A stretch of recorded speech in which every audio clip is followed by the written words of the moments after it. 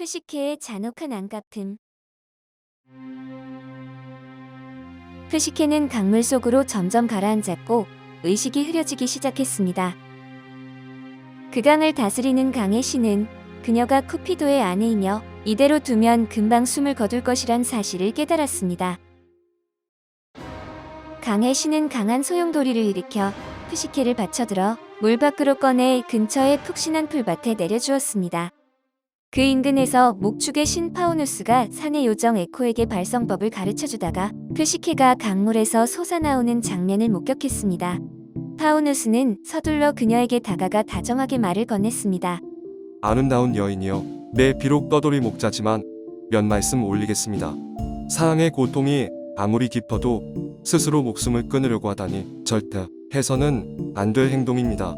쿠피도는 아직 철이 덜 든 젊은 청년입니다. 지금은 무척 화가 난 상태지만 당신이 진심 어린 속마음을 털어놓으면 언제 그랬냐는 듯 금세 화를 풀 것입니다. 푸시케는 파우누스의 조언에 대해 아무런 대답을 하지 않았습니다. 그저 가벼운 목례만 남기고 그 자리를 떠났습니다. 그리고 무언가를 결심한 듯 다부진 표정으로 빠른 걸음을 걷기 시작했습니다. 캄캄한 밤이 될 때까지 잠시도 쉬지 않고 걸어 도착한 곳은 큰 언니가 살고 있는 저택이었습니다.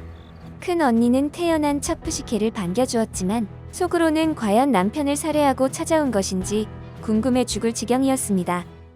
어젯밤 나는 언니들이 알려준 방법으로 남편의 정체를 알아냈어. 그런데 그는 괴물이 아니라 베누스 여신의 아들인 쿠피도였어. 나는 너무 놀라서 그만 램프의 기름을 그에게 쏟아버렸지 뭐야.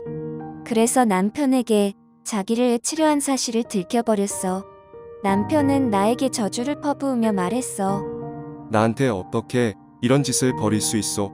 나는 이제 영원히 당신을 저주하겠소. 어서 내 눈앞에서 사라지시오. 나는 당신을 대신해서 당신의 큰언니를 신부로 맞이할 것이오.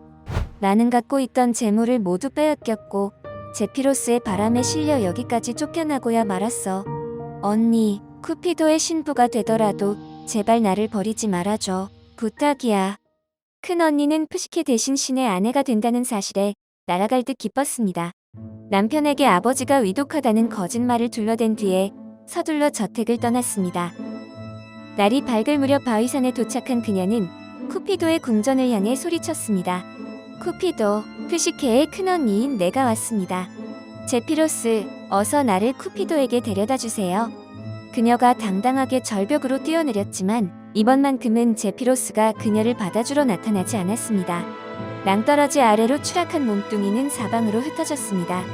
잠시 후 피냄새를 맡은 야생 동물들이 나타났고 그녀의 시신을 말끔하게 먹어치웠습니다. 그 다음 푸시케는 또 하루를 꼬박 걸어 둘째 언니의 집에 도착했습니다. 큰 언니에게 들려준 것과 똑같은 이야기를 둘째 언니에게 전했습니다. 둘째 역시 쿠피도의 신부가 되기 위해 서둘러 바위산에 도착했고 큰 언니와 마찬가지로 굶주린 짐승들의 먹이가 되고야 말았습니다. 언니들에 대한 복수를 마친 푸시케는 쿠피도를 찾아 여러 도시를 떠돌기 시작했습니다. 하지만 그 어디에서도 남편의 자취를 찾을 수 없었습니다. 쿠피도는 자신의 어머니인 베누스 여신의 침실에 누워 화상으로 인한 통증에 신음하고 있었습니다. 그런 일이 벌어지던 무렵 베누스 여신은 바다 깊은 곳에 머물고 있었습니다. 욕실에서 한가롭게 목욕을 즐기는 베누스에게 갈매기 한 마리가 찾아와 소식을 전하기 시작했습니다.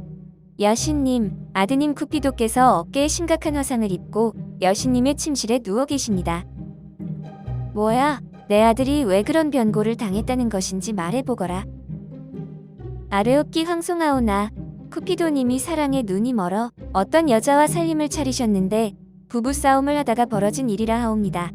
뿐만 아니라 쿠피도님이 요즘 사랑에 관한 임무를 수행하지 않으셔서 온 세상의 연애와 결혼에 대한 질서가 흐트러져 버렸습니다.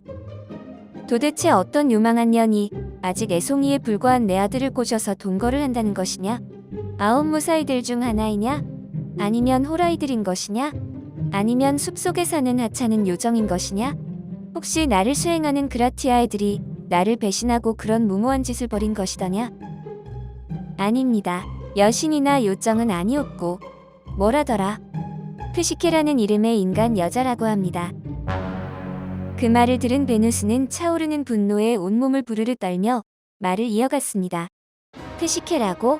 보잘것없는 얼굴로 미의 여신인 나에게 미모로서 도전했던 그 프시케라고? 그렇다면 내가 아들에게 그 요물을 벌주라고 시킨 명령이 거꾸로 연애를 하라고 소개해준 셈이란 말인가? 베누스는 바로 목욕을 끝내고 쿠피도를 찾아 집으로 갔습니다. 그리고 자신의 침실에 누워있는 아들을 찾아낸 뒤 큰 목소리로 꾸짖었습니다. 이미 너의 어리석은 행각들에 대해 다 듣고 왔느니라. 감히 벌을 주라고 한 여자아이와 살림을 차렸다고? 그럼 나보고 원수를 며느리로 삼으라는 것이냐? 내 당장 너의 동생을 하나 낳아서 네가 갖고 있는 모든 권력을 넘겨줘야겠다. 어렸을 때 너의 버르장머리를 고쳐놓지 못한 것이 너무나 한스럽다. 하지만 쿠피도는 반항기 어린 표정으로 어머니의 말을 무시하며 아무런 대꾸를 하지 않았습니다. 그래, 이 덕분에 이제 나는 모든 이들에게 웃음거리가 되었구나. 내 젖을 먹고 생겨난 너의 두 날개를 꺾어버리고 네 머리카락을 전부 밀어버려야 못된 버릇이 고쳐질 것 같구나. 앞으로 이 방에 처박혀서 단 한 발자국도 밖으로 나오지 말 거라. 베누스는 분을 삭히기 위해 집 밖으로 나와버렸고 소문을 듣고 찾아온 곡물의 여신 케레스와 신들의 여왕 유노를 만났습니다. 케레스가 먼저 말을 건넸습니다. 베누스, 그토록 아름다운 얼굴을 왜 찡그리고 다니느냐? 베누스는 퉁명스럽게 대답했습니다. 무슨 일이 벌어졌는지 이미 다 알고 있으면서 왜 물으시나요? 그러자 유노 여신이 말을 이어갔습니다. 베누스, 쿠피도는 너무나 혈기왕성한 나이라서 자연스럽게 이성과 사랑에 빠진 것뿐이야. 이제 늠름한 청년이 되었는데 언제까지 품 안에 자식처럼 끼고 돌려는 거냐? 그래 베누스, 자신이 젊었을 때를 떠올려 보거라. 너는 그처럼 수많은 연문을 뿌리고 다녔지만 아무도 너를 비난하지 않았잖아. 베누스는 더욱 약이 올라 대답했습니다. 지금 나를 위로하는 건가요? 아니면 조롱하는 건가요? 베누스는 인사도 생략한 채 바다로 돌아가 버렸습니다.